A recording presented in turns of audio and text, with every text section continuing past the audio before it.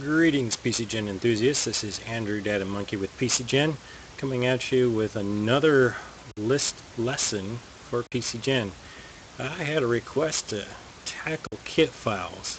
Now I have to admit that this is not something I normally use on a consistent basis other than to do some basics. So we'll kind of hit the docs real quick and then we'll show you some existing examples, which is the best way to learn how to use something is to see what other people have already done with it. So just a real quick thing here. Region is one of those tags that you can actually assign using a kit. In fact, that might be the only way other than a template. Kits are usually accessible one of two ways. If there's a third or fourth, then I'm having a moment of forgetfulness here. But the primary ways are actually within the PCGen program, where you can make a default creature or select a treasure kit, and then it's actually on the race itself can kick out a kit. Otherwise, kits are not as global as most of our other instruments. So we have multiple lines in a kit that have functions to them. The very first one is going to be the start pack line, and the start pack line is the starting package. I think the people that put this together went with the original RSD, your starting kit, starting package for like a fighter or a dwarf warrior or something like that. I wasn't around when they came up with the terminology, but that's what we use, so that's what we have to go with. Apply will dictate whether it's applied instantaneously, and you can apply it again, or if it's more permanent. Equip by determines how much equipment's going to cost you. Usually we default to 0. There's a new total cost tag. And then visible tags. You can make your tag visible or not visible using the normal standards. You can assign a race. Mind you, this is a starting package, so we made it very easy. You could start with a blank slate and the kit will assign everything for you. So you can assign a race. You can even name your kit, which will show up in the name field of the PC. So instead of Sir Gregory, you could have a generic name Gregory show up there. You can assign gender, very particular if you're going to be using Drow. You can even assign age. You can dictate alignment. For stats, this is something we actually use quite a lot for your default monsters. Recall that most typical monsters have a baseline of either 10 or 11, and then whatever discrepancies are the bonuses. So we assign, our standard is 10s and 11s, trying to figure out an elite array or super array or whatever the publisher may be using is a little more advanced, and since they don't typically put the stat blocks of what you get unless it's a PC qualified race, you're not going to get that. So we just default with the 10s and 11s, depending if it's an odd or an even number, and go from there.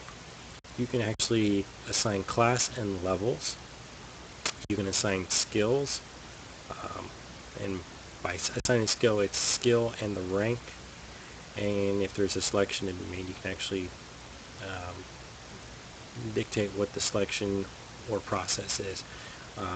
There are some creatures that get 10 ranks in 3 knowledge skills, so you can select that there, or you can say, okay, you get this selection.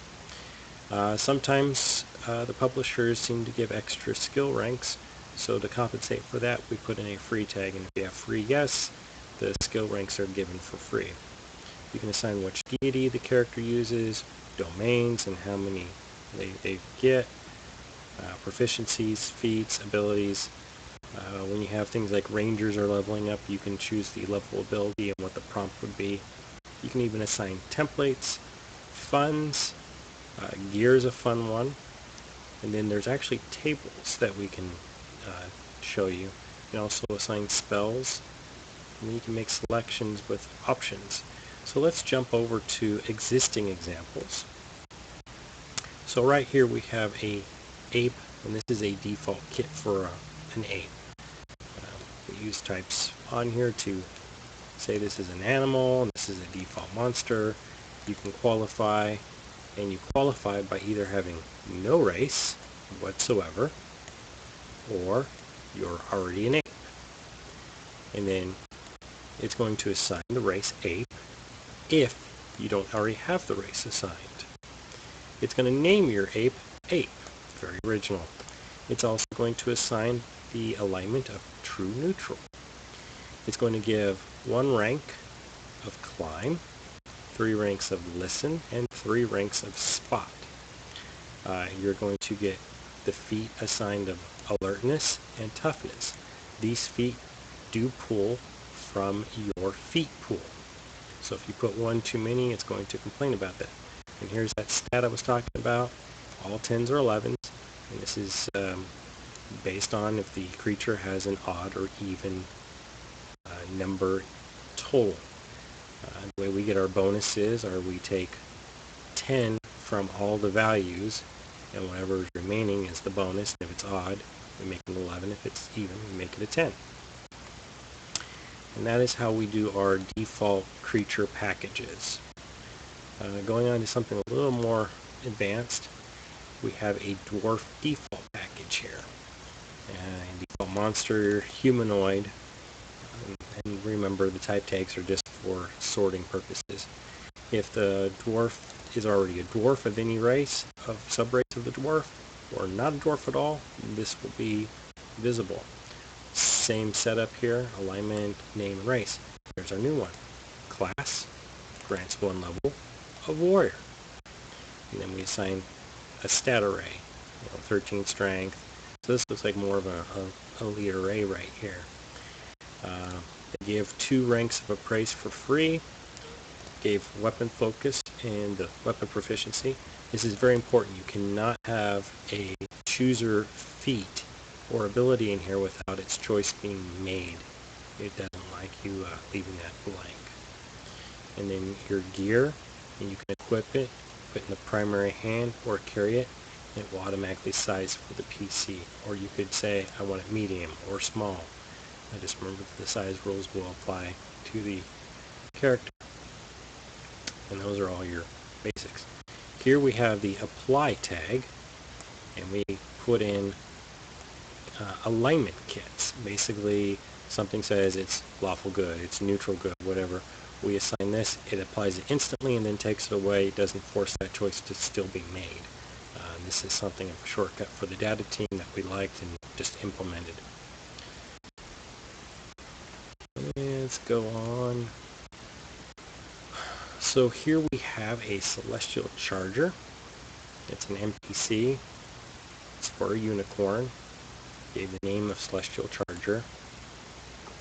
Same stats, skills, feats. It's a magical beast with 4 levels, and they gave it 7 levels of cleric. Deity was assigned as none. Gave 2 domains as animal and good. More skills to go along with that. And then gave the creature bracers of armor +5. That was very nice of them. And then we have our spells right there. Going along, we have treasure kit tables. We'll actually take a look at that. So here's a new thing. It applies instantaneously. The equipment is 0 cost. This is always going to be visible. We're putting this as a type of treasure. You got your minor magic items, your medium magic items, and then your major magic items. You'll see that we have a select and we have a roll function, and this will roll up 1d100. It's going to select the option based on the number rolled. You can only have 1 to 100, so you can see that we have 100 all the way down here and 1. So if it rolls between a 1 and a 10, it will select the major armor and shields kit. So that's a kit. So we are now calling another kit from within a kit. When we dive down, you got your minor wondrous items. This was selected by, if you take this table right here and this was selected, we go over here, and now it's going to roll a 1d100, and now it's going to assign gear based on the option. And if it you roll something that's going to give it something else, there would be a kit tag in here. As you can see, lots of gear. We had people come through here and actually do a lot. For items that have different vecs, they actually have kits that will reassign. So if I got my Horn of Valhalla, option 33, if we go down here, there's the Rope of Archmagi. It's going to come down here and there's Horn of Valhalla. It's going to make another D100 roll. You're going to select your silver, brass, bronze, or iron horn based on the result. And someone also included the cursed items. So those are the basic setups of kits. Once again, a kit can be accessed primarily through the program, or if you have a race. Let me just pull up a race here for you. See if we have any of these guys set up for them. If I pull up, let's see. We have our races here. Let's see if these guys are actually set up to have any kits. Yep, there we go.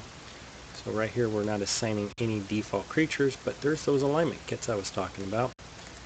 Kit, one selection, and picks that. So if you were to take this creature right here, you get one selection, and it's going to give you the option of chaotic good, lawful good, or neutral good. And we go back there, that'd be your Angel, Astra Diva, Planetar, and Solar. So those are kits in a nutshell. They can make your life a little bit easier. They're good for making default creatures. We typically set them up for most default creatures, but they can be a little convoluted and complex, and making them can be a little bit of a burden, especially when you got to determine ranks, because you have to go to an ape, for instance, and figure out what all the bonuses are coming from.